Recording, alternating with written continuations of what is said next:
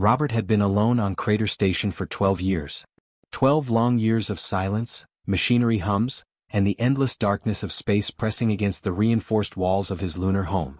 He was a mechanic, a good one, and he had chosen this isolation deliberately after everything fell apart on Earth.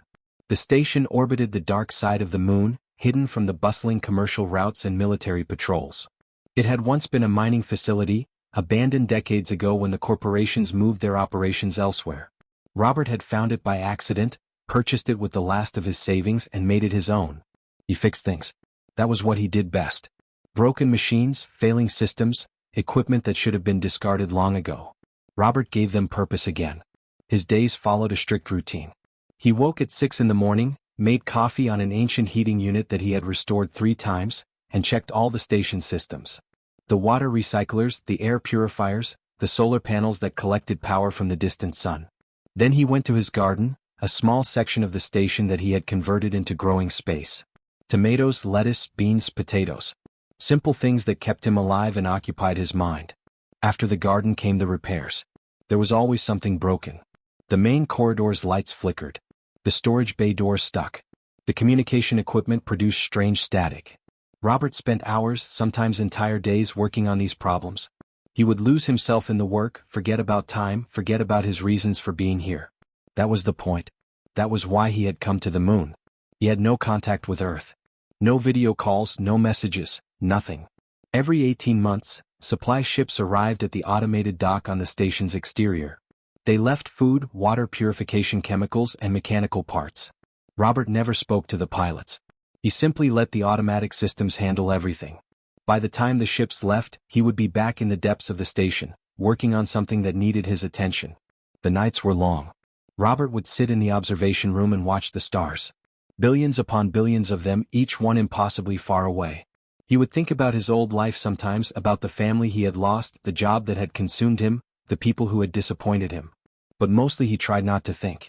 He tried to exist in a kind of peaceful emptiness, where nothing could hurt him because nothing could touch him. Then, on a night that seemed like any other night, everything changed. Robert was in the main control room, reviewing the station's energy consumption reports, when the alarms began to sound. Not the gentle beeping of a minor malfunction. These were emergency alarms, the kind that only triggered when the station detected something significant happening nearby. Robert's heart jumped. In 12 years he had never heard these alarms. He moved quickly to the sensor array and pulled up the data. His breath caught in his throat.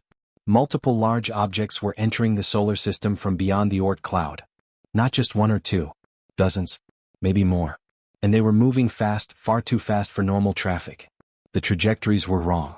The thermal signatures were massive. The communication system crackled to life without Robert touching anything. A voice came through, speaking in a language Robert didn't recognize. But the translation algorithm activated automatically, converting the alien words into English. The station had been built with advanced systems Robert had maintained but never truly expected to use.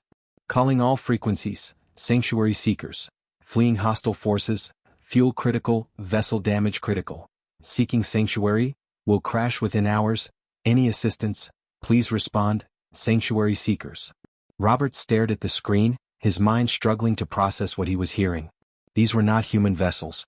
The thermal imaging showed massive silhouettes, shapes that were distinctly organic. Dragon-like forms, Robert thought. Long necks, wings, tails. Creatures that had no business existing in space, yet there they were, falling through the void like desperate birds with broken wings. His hands moved automatically, pulling up more data. The Draconi, the translation called them. A sentient species from the Andromeda sector. They were fleeing a war between 2 galactic empires, conflicts that Robert had only heard about in distant Earth news broadcasts years ago. The Draconi had refused to take sides, refused military conscription, and for that refusal they were being hunted. The largest ship's thermal signature was spiking dangerously. Engine failure, the sensors indicated. Cascade reactor overload imminent. If it detonated near the station, the explosion could damage the facility. Robert had spent 12 years building his sanctuary, maintaining it, perfecting it. One moment of impact could destroy everything. His hand moved toward the defense controls. One command and the station's automated systems would trigger. Missiles, laser cannons, electromagnetic pulses. The Draconi ships would never reach him. He would be safe. He would remain alone. But Robert hesitated. His finger stopped just short of the button. He thought about 12 years of silence. 12 years of solitude. 12 years of trying not to feel anything at all. And he thought about the voices in the communication system, desperate and afraid, calling out to an empty universe and hoping someone would answer. He thought about what it meant to be alone. Not by choice but by circumstance. Fleeing, hiding, trying to survive in a hostile universe that didn't care whether you lived or died. Robert pulled his hand away from the defense controls. Instead, he moved to the station's main systems and began disabling every security protocol he had installed. The weapons went offline. The defensive shields powered down. The alarm systems quieted. He opened all channels of the communication system. "This is Crater Station," he said, his voice shaking slightly with disuse and emotion. "I am receiving your distress signal. You have sanctuary here. I repeat, you have sanctuary. Dock on the eastern airlock. All defenses are disabled. Come inside. You are safe." For a long moment there was only silence. Then a new voice came through, deeper than the others, carrying a weight of ancient sorrow and desperate hope. "Thank you," the voice said simply. "Thank you." Robert watched on the screens as the Draconi ships changed course, heading directly toward Crater Station. His 12 years of perfect isolation were about to end. His heart pounded in his chest, and for the first time in longer than he could remember, Robert was not afraid. He was ready for something to change. The airlock hissed open and Robert held his breath. He stood in the main corridor of Crater Station, wearing the heaviest pressure suit available, though he knew it was probably pointless. If the Draconi wanted to harm him, no suit would matter. He was completely vulnerable and he had chosen to be. The first dragon emerged slowly, carefully, as if afraid the station might collapse around them. Robert had to step backward. The creature was enormous, far larger than the thermal imaging had suggested. Its body was covered in scales that shimmered copper and gold in the station's harsh lights. Its head nearly touched the ceiling, even though the corridor was designed for tall humans. Its wings, though folded tightly against its back, seemed to fill half the space. The dragon's eyes were kind. That was the first thing Robert noticed. Despite the alien appearance, despite the size and the obvious power in every muscle, the eyes held gentleness. The creature looked down at Robert with curiosity rather than aggression. "I am Helena," the dragon said, and her voice was surprisingly soft, almost musical despite the translation device converting her words. "I am the leader of our people. You have saved our lives. We are in your debt." "Robert," he managed to say. "I'm Robert. Welcome to Crater Station." Behind Helena, 9 more dragons emerged from the airlock. Each one was unique. One had scales of deep purple. Another was pale silver. They ranged in size and Robert realized that the smallest was probably still 4 times heavier than he was. They moved with surprising grace for creatures so large, pressing themselves against the walls to fit in the corridor. A dragon with deep blue scales approached Robert. "I am Owen," the dragon said. "I am the chief engineer of our fleet. Our ships are in terrible condition. Many systems are failing. Can you truly help us repair them?" Robert nodded slowly. "I'll need to see the damage first. But I've worked with broken machines my entire life. If it can be fixed, I'll find a way." Over the next few hours, Robert took Helena and Owen to the docking bay where the Draconi ships had attached themselves to Crater Station. What he saw made his chest tighten. The damage was catastrophic. Hull breaches, sealed with emergency patches that were barely holding. Reactor cores running at dangerous temperatures. Navigation systems completely offline. Power distribution systems overloaded and sparking. These ships should have crashed. By all logic, they should have disintegrated during entry. The fact that they had survived at all seemed impossible. "We flew through an asteroid field," Helena explained as she watched Robert examine the exterior hull. "We were trying to escape the hunter ships. They chased us through the asteroid field and our ships took damage. We managed to break free, but our escape capabilities were severely compromised. We have been in space for weeks with failing systems, searching for any place that might offer shelter." "How did you know to come here?" Robert asked. "This station is completely off any known charts. I've been deliberately hidden from all communications networks." "We did not know," Owen said. "We simply flew toward the moon, hoping to find anywhere to land, anywhere to rest. Your station was the only thing we detected. We sent distress signals on all frequencies and hoped someone would hear us. You answered."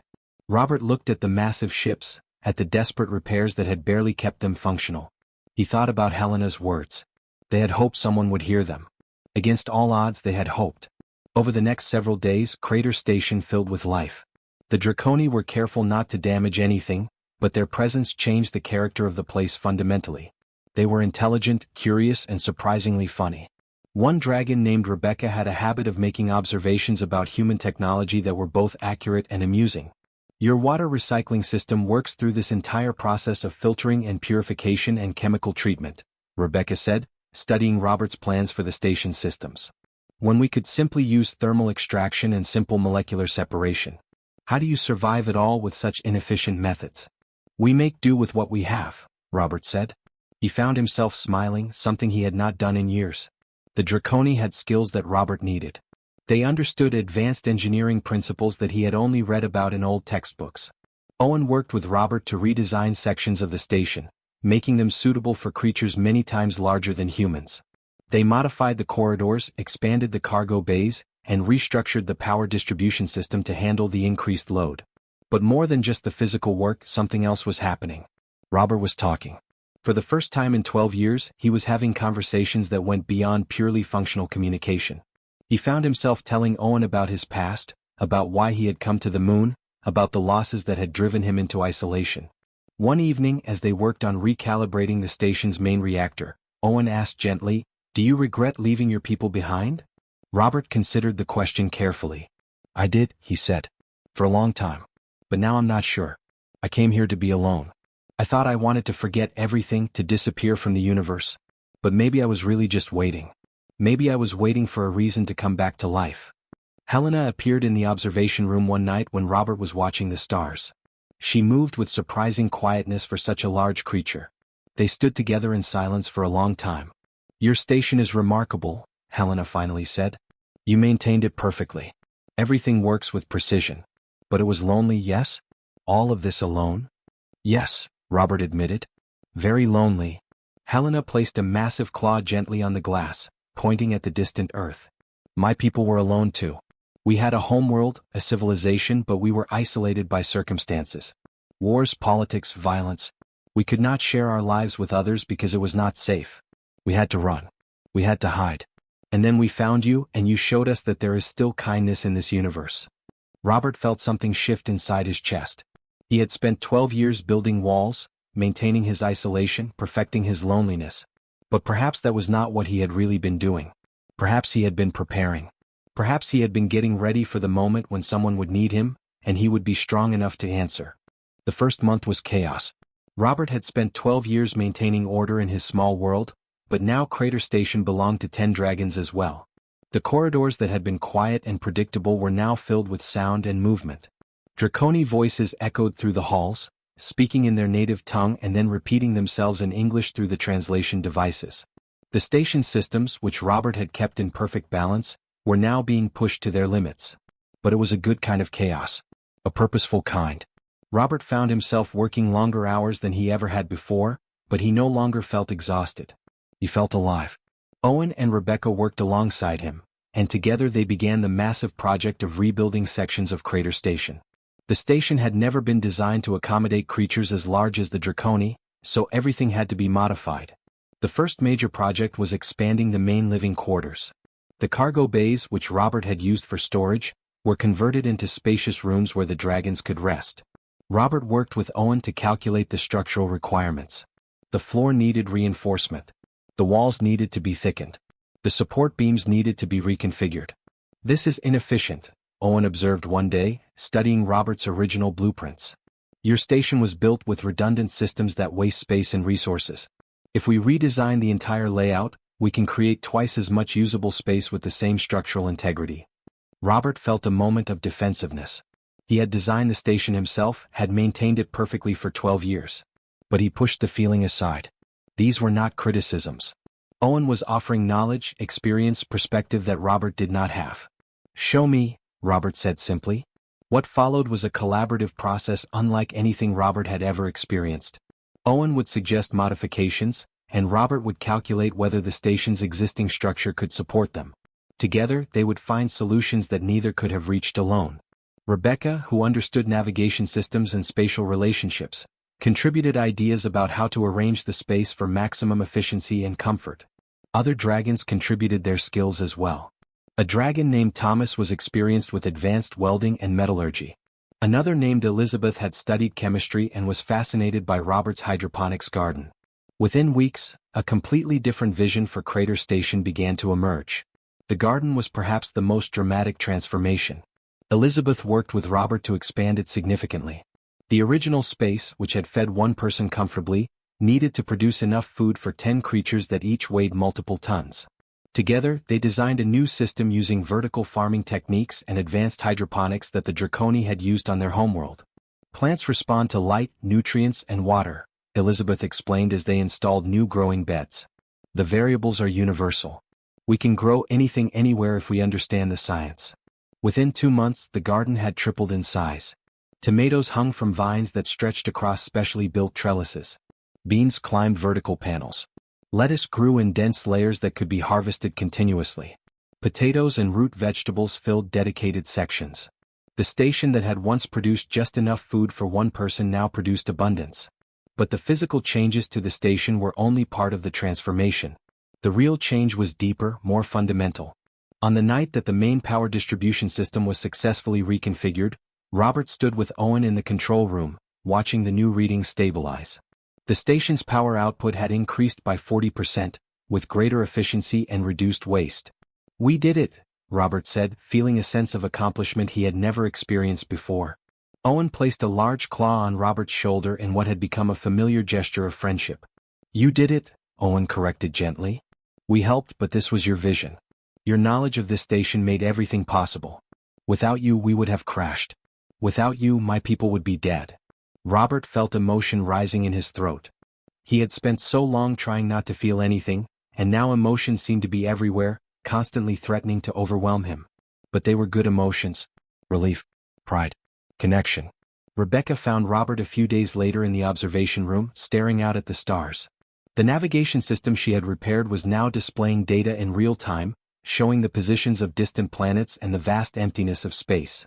"I have been thinking," Rebecca said, settling her massive form carefully into the reinforced section of the room that they had modified to accommodate the dragons.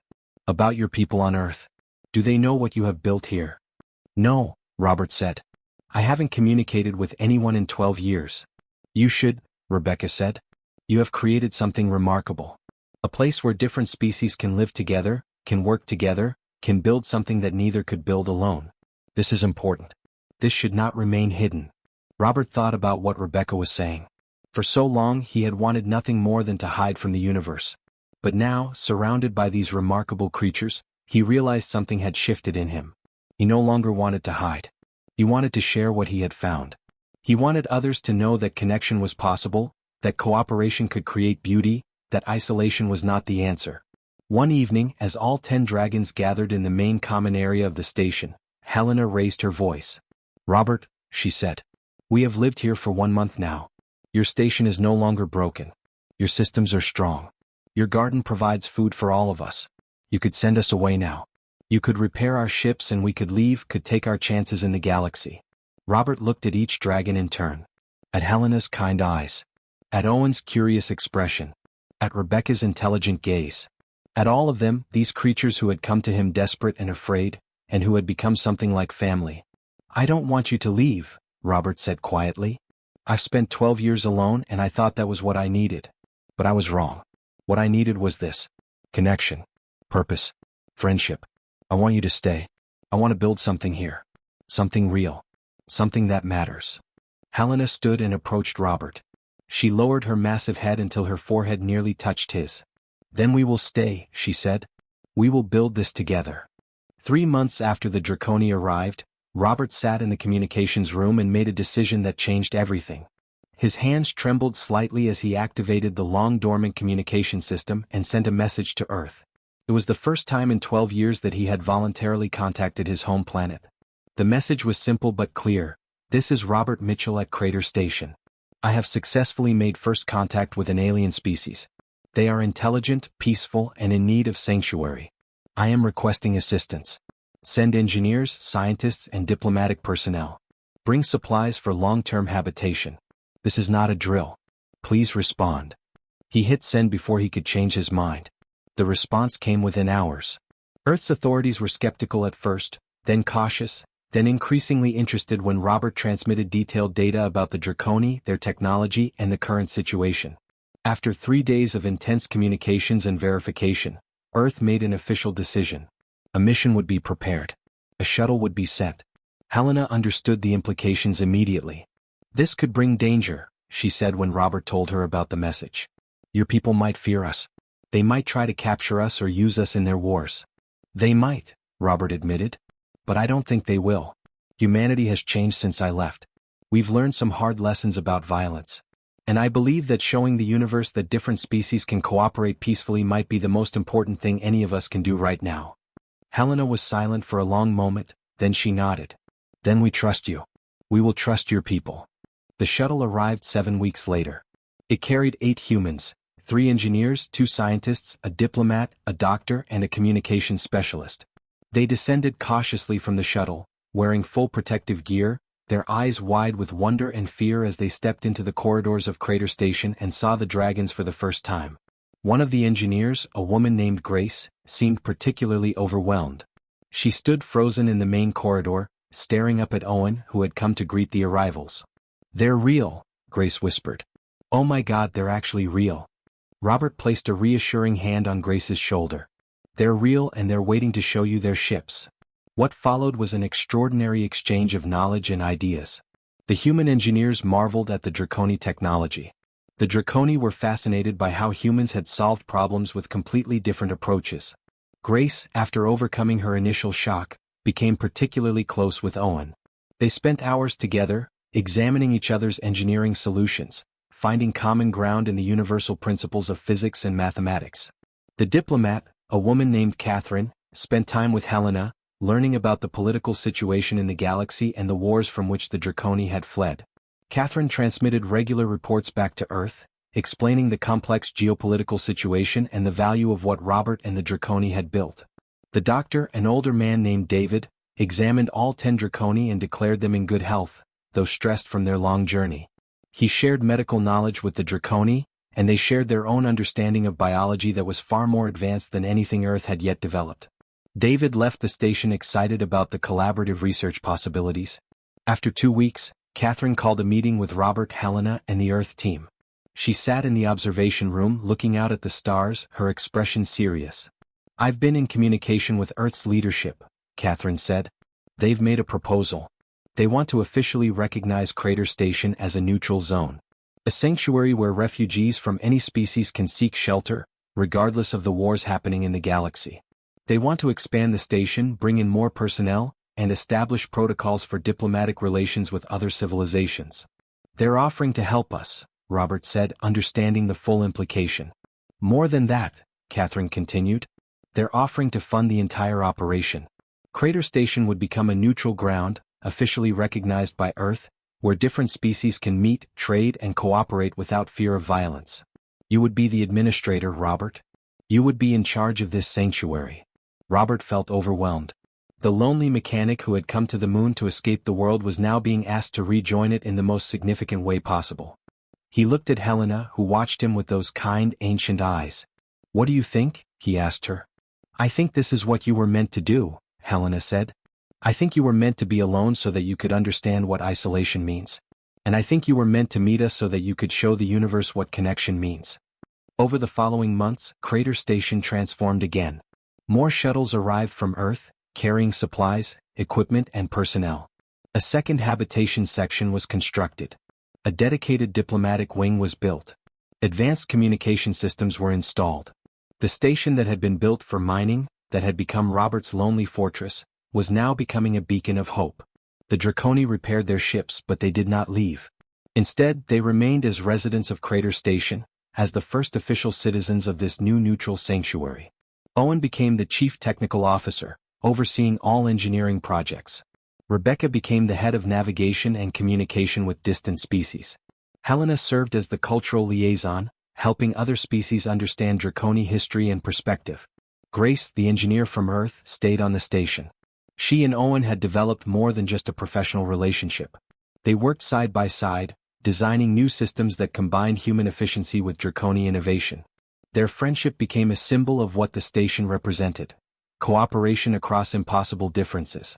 One evening, Robert stood in the observation room with Catherine, watching a new arrival shuttle descend toward the station.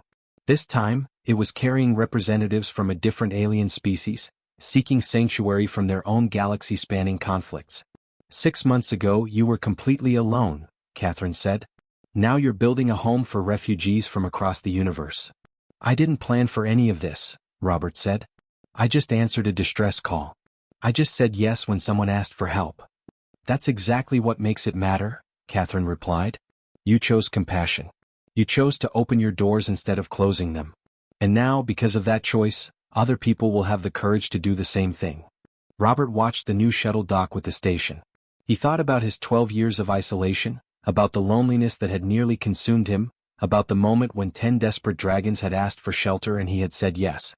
Sometimes, he thought, the most important moments in life were the moments when you chose connection over safety. 1 year after the Draconi arrived at Crater Station, Robert stood in the observation dome and barely recognized the place as his own. The small mining facility that had been his lonely sanctuary for 12 years had transformed into a thriving hub of activity and hope. The station now housed 347 beings from 12 different alien species, all living together in relative peace and harmony. The corridors bustled with life. Humans and Draconi worked side by side with the Zen, a crystalline species that communicated through vibrations. The Krell, insectoid creatures with remarkable problem-solving abilities, had contributed invaluable research on sustainable agriculture. Even species that had been enemies in distant wars walked the same hallways here, united by the understanding that Crater Station was neutral ground, where survival mattered more than ancient grudges. Robert had aged noticeably over the year. His hair had more gray in it now. His face carried the lines of stress and responsibility. But his eyes were alive in a way they had never been during his 12 years of isolation. He had purpose now. Real, meaningful purpose. Helena found him in the observation dome as she often did. The Draconi leader had become something like a partner to Robert in running the station. Together, they made the important decisions that kept the sanctuary functioning. Helena approached quietly, her massive frame moving with practiced grace through the reinforced corridors. We have received another distress call, Helena said, settling herself beside Robert. A refugee ship from the Meridian sector. They are fleeing from the same empire that hunted us. They have 300 survivors, but their ship is failing. They are asking for sanctuary. Robert felt the weight of the question. 300 more beings. The station's resources would be stretched further. The food production would need to increase again. The power systems would face new demands. But he did not hesitate. Tell them they have sanctuary, Robert said. Tell them to come home. Over the past year, Robert had received hundreds of similar requests. Each time the answer was the same. The station's purpose was to offer refuge, not to turn people away. And each time the answer was yes, remarkable things happened. The new arrivals brought knowledge, skills, and perspectives that the station desperately needed. A communication specialist named Samuel approached them, holding a data pad. Samuel had come to the station 6 months earlier as part of Earth's diplomatic team, and he had decided to stay. He had fallen in love with the work, with the mission, with the incredible diversity of life that now called Crater Station home.